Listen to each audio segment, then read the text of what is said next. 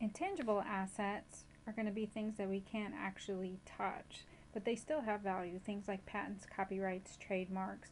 Again, there's no actual physical substance to them, but they do have value, and we definitely want to capture those in accounting.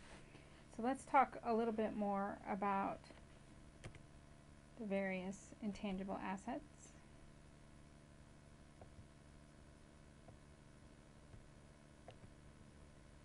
Okay, so we will record those at cost, whatever the cost of those specific assets are, and we do write them off, typically using the straight line method, and we amortize our intangible assets. So now you know we depreciate our plant assets, we deplete our natural resources, and we amortize our intangible assets.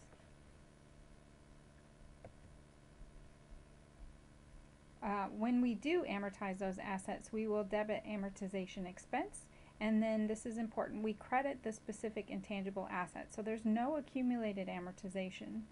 We just rather will credit the particular asset.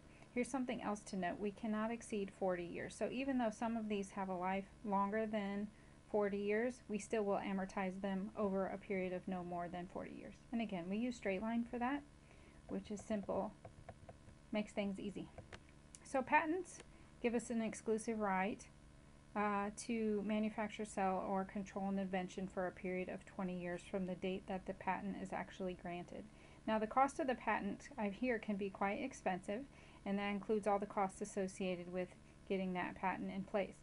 Costs also will include any cost that we have to successfully defend the patent legally if people are infringing on our ideas.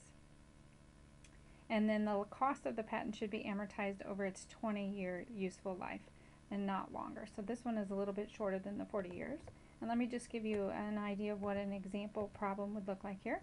So if we bought a patent at a cost of $60,000 and it had a useful life of 8 years, we could buy it from someone else that already had used it a little while.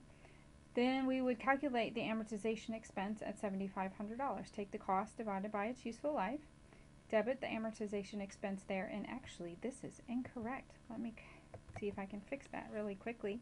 It should just be a credit to patents.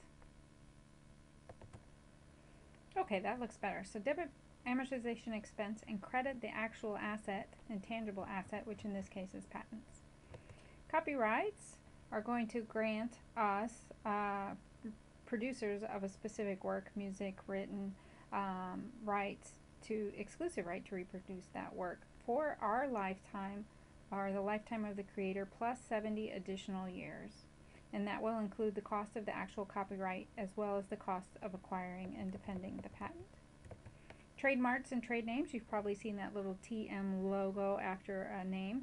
That's a word or phrase or jingle that identifies a particular enterprise or product. So when you do have a trademark, it's going to include the cost of the purchase price, any design fees, attorney's fees, registration fees, legal defense fees, etc. And those are amortized over the useful life or 40 years, no more than 40 years. Franchise is another type of intangible asset. You're all probably familiar, McDonald's, Subway, or a couple of the bigger franchises. So McDonald's and Subway then just grant the rights of a franchisee to sell their products in a certain location, and that is a different type of, or a type of intangible asset that we need to be concerned with. Same would apply to licenses or permits. Here's a different one called goodwill. This we can only get by buying another company. So if I were to go out and buy a business and I'm going to pay more for it than the value of the assets on its books, that's called goodwill. So we can only, again, get that when we buy a company. And the reasons why I might pay more for that are maybe there's really good management in place, the location, which can't be duplicated, good customer service, good employees, on and on there. There are a number of reasons why we might pay more. Now, once we get goodwill, we don't actually amortize it. What we actually do is we test it every year to see if there's been a decline in value, and we call that impairment, to see if the value has been impaired or reduced since we've taken over, and we'll test that every year. If it has gone down, we will write down that goodwill. Otherwise, we'll leave it sitting on our balance sheet as long as that value is still there. And if we do happen to write it down for impairment, we don't write it back up.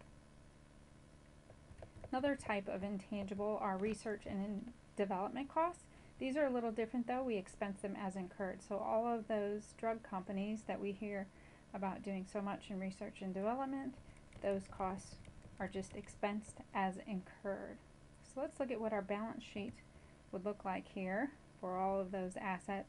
So we would start with our current assets, things like cash, accounts receivable, supplies, prepaid insurance, total assets. Then we move into our long-term assets, property, plant, and equipment, land, buildings, equipment. Here we go. Less accumulated depreciation gives us our book value, which is the net amount, $710,000.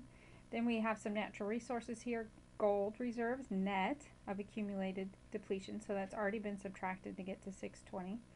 Patents and other long-term assets, their value, remember we just credit them when we amortize them, so those are already written down. So total assets in this case will be $1,720,000.